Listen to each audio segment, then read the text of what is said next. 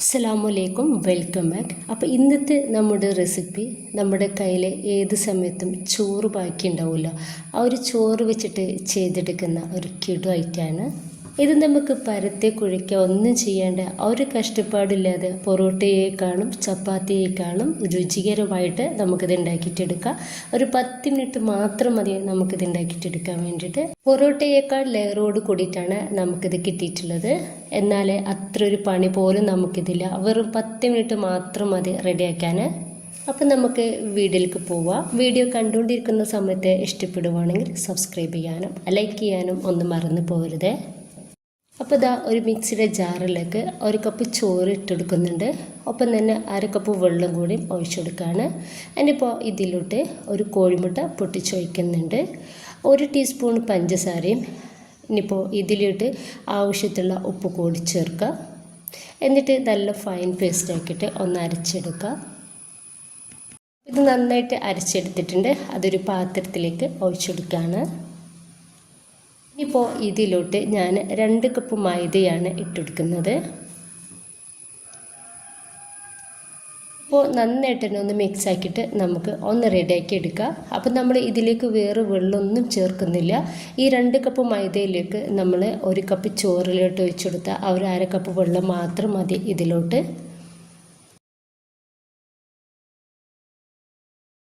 കയ്യിൽ ഒട്ടിപ്പിടിക്കുകയാണെന്നുണ്ടെങ്കിൽ നമ്മൾ കയ്യിൽ കുറച്ച് ഓയിൽ, വെളിച്ചെണ്ണ എന്തെങ്കിലും ആക്കിയിട്ട് ഇതുപോലെ ഒന്ന് റെഡിയാക്കി എടുക്കുക.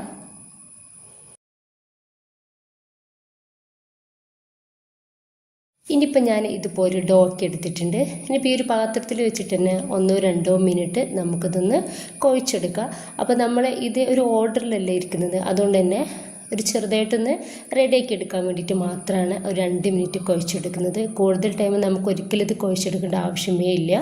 ഇതിന് നമ്മൾ ചോറ് ചേർത്തിട്ടാണ് റെഡിയാക്കി എടുത്തിട്ടുള്ളത്, അതുകൊണ്ട് തന്നെ അത് നല്ല സോഫ്റ്റാണ്.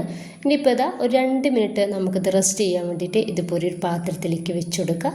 2 മിനിറ്റ് മാത്രം മതി. 2 മിനിറ്റ് ആയാൽ നമുക്കിതൊന്ന് പുറത്തെടുക്കാം. ഇനിയിപ്പോൾ ഈക്വലായിട്ടുള്ള 2 ഭാഗങ്ങളായിട്ട് ഞാനിതൊന്ന് കട്ട് ചെയ്തെടുക്കുന്നുണ്ട്. ഇപ്പോൾ കൗണ്ടർ ടോപ്പിലോട്ട് കുറച്ച് മൈദ ഒന്ന് തൂവി കൊടുക്കുന്നുണ്ട്. അതിലേക്ക് നമുക്ക് ഇതിൽ നിന്നും ഒരു ഡോ വെച്ച് കൊടുത്തിട്ട് കൈ വെച്ചിട്ട് ജസ്റ്റ് ഒന്ന് പ്രസ് ആക്കി എടുക്കുക. എന്നിട്ട് നമുക്ക് ഇതൊന്ന് പരത്തിയെടുക്കുക. നമ്മുടെ ചപ്പാത്തിക്കൊക്കെ പരത്തിയിട്ട് എടുക്കൂല, ആ ഒരു കട്ടിയിലാണ് നമ്മൾ ഇതൊന്ന് പരത്തിയെടുക്കേണ്ടത്.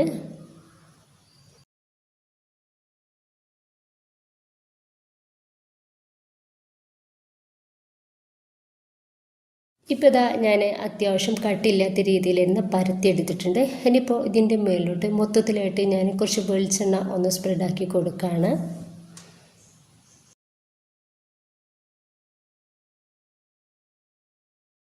അതിന് ശേഷം ഇതിൻ്റെ മേലോട്ട് കുറച്ച് മൈദ ഒന്ന് തൂവി കൊടുക്കുന്നുണ്ട്.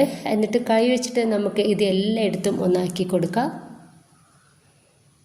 ഇനിയിപ്പോൾ 2 സൈഡിൽ നിന്നും നമുക്കിതൊന്ന് റോളാക്കിയിട്ടെടുക്കാം.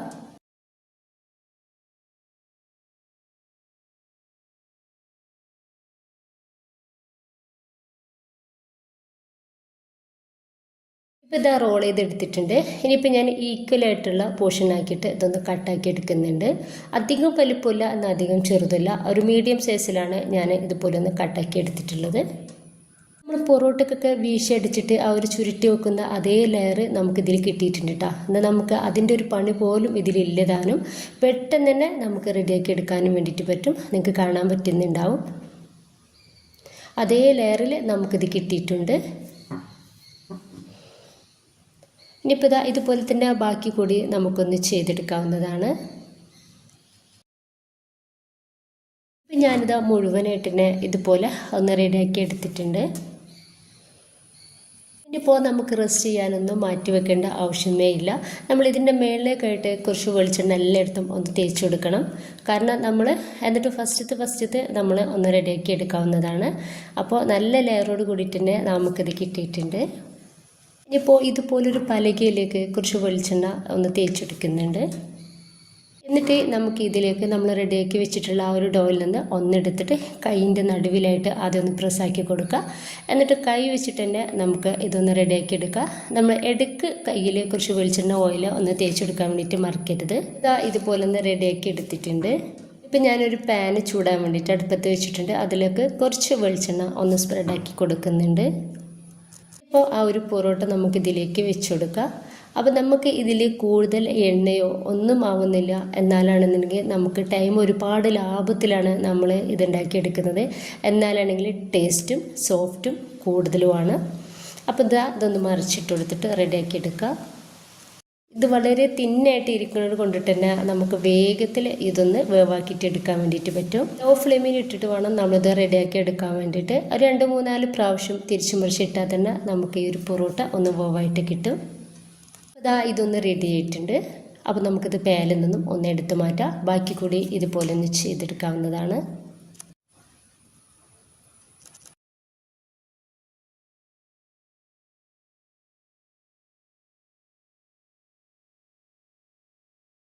അപ്പോൾ അല്ലാതെ ഞാനിതുപോലെ ഒന്ന് റെഡിയാക്കി എടുത്തിട്ടുണ്ട്. അത്യാവശ്യം ക്വാണ്ടിറ്റി ഉണ്ട്.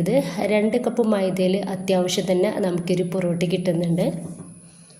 അപ്പോൾ ഇത് ഭയങ്കര ടേസ്റ്റാണ്, നല്ല സോഫ്റ്റാണ്, നമുക്ക് ടൈം ഒരുപാട് ലാഭമാണ്. അപ്പോൾ ഇത് പൊറോട്ടയേക്കാൾ ലെയറിലാണ് നമുക്കിത് കിട്ടിയിട്ടുള്ളത്. അത്ര ഒരു പണി പോലും നമുക്കില്ല. വെറും 10 മിനിറ്റ് മതി നമുക്കിതൊന്ന് റെഡിയാക്കാൻ വേണ്ടിയിട്ട്. നമുക്ക് കുട്ടികൾക്കായാലും ഗസ്റ്റൊക്കെ വരുന്ന സമയത്തായാലും നമുക്ക് ഉണ്ടാക്കി കൊടുക്കാൻ വേണ്ടിയിട്ട് പറ്റിയ ഒരു സൂപ്പർ റെസിപ്പിയാണ്. എല്ലാവരും ട്രൈ ചെയ്ത് നോക്കുക. ഇഷ്ടമായാൽ നിങ്ങളുടെ എല്ലാ സപ്പോർട്ടും ഉണ്ടാവുക. ഇൻഷാ അല്ലാഹ്. ഓക്കെ.